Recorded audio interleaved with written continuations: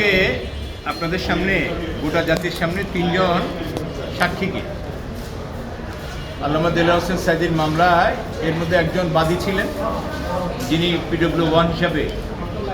আন্তর্জাতিক অপরাধ ট্রাইব্যুনালে সাক্ষ্য দিয়েছেন, একজন PW6 হিসেবে সাক্ষ্য দিয়েছেন, একজন PW7 হিসেবে সাক্ষ্য দিয়েছেন। আজকের যে বাদী মাহবুবুল আলম হাওলাদার 2009 সালে সেই প্রেক্ষাপটটি উনি এজাহারে বর্ণনা করেছেন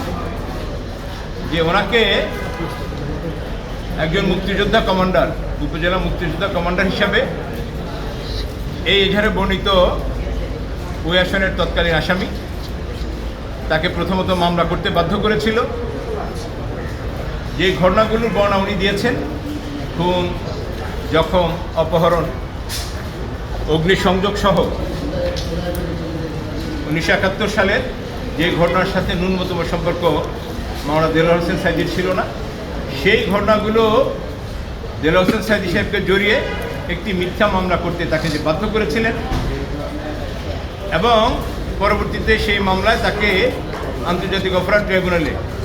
PW1 হিসাবে বাদী হিসাবে তাকে যে মিথ্যা সাক্ষ্য দিতে বাধ্য করেছিলেন,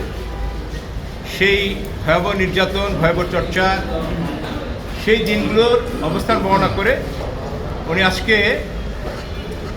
তৎকালীন প্রধানমন্ত্রী বেগম শেখ হাসিনা সহ মোট 40 জনের নাম উল্লেখ করে এবং অজ্ঞাতনামা আরও আসামিদের নাম উল্লেখ করে উনি আজকে একটি FIR, একটি অভিযোগ আন্তর্জাতিক অপরাধ ট্রাইব্যুনালে দায়ের করেছেন। সাবেক প্রধানমন্ত্রী শেখ হাসিনা সহ 40 জনকে আসামি করে উনি আজকে আন্তর্জাতিক অপরাধ ট্রাইব্যুনালে একটি FIR লঞ্চ করেছে, অভিযোগ দায়ের করেছে। অভিযোগে কি লেখা হয়েছে? এই সাথে আমরা PW6 যিনি আজকে এখানে আপনাদের সামনে আছেন, PW7 মাহতাবউদ্দিন হাওলাদার এবং আলতাফ হাওলাদার দুজনে আজকে এখানে আছেন, এবং আরও একজন সুমন মিস্ত্রি, তিনিও এখানে আছেন। এরা সহ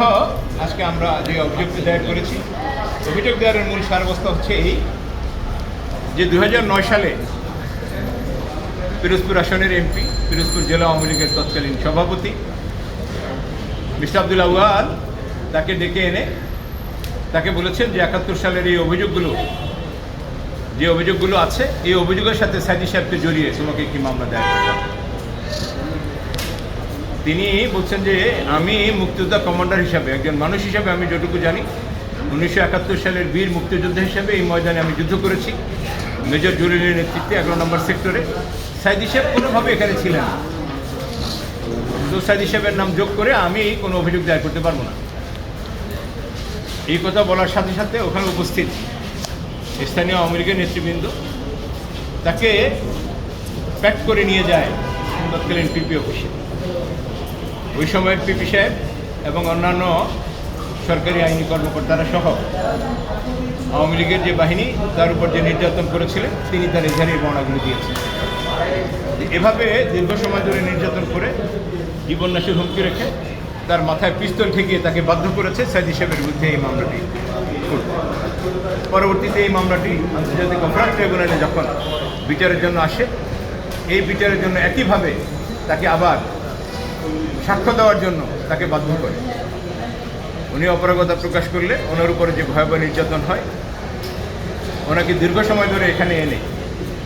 যে কথিত সেফ হোম, যাত্রাবাড়ি থানার অধীন গোলাপবাগের সেই সেফ হোমে তাকে দীর্ঘদিন রেখে তাকে ফুরিয়ে বুঝিয়ে জীবননাশের হুমকি দিয়ে পিস্তল ঠেকিয়ে তাকে বাধ্য করে সাক্ষ্য দিতে। এবং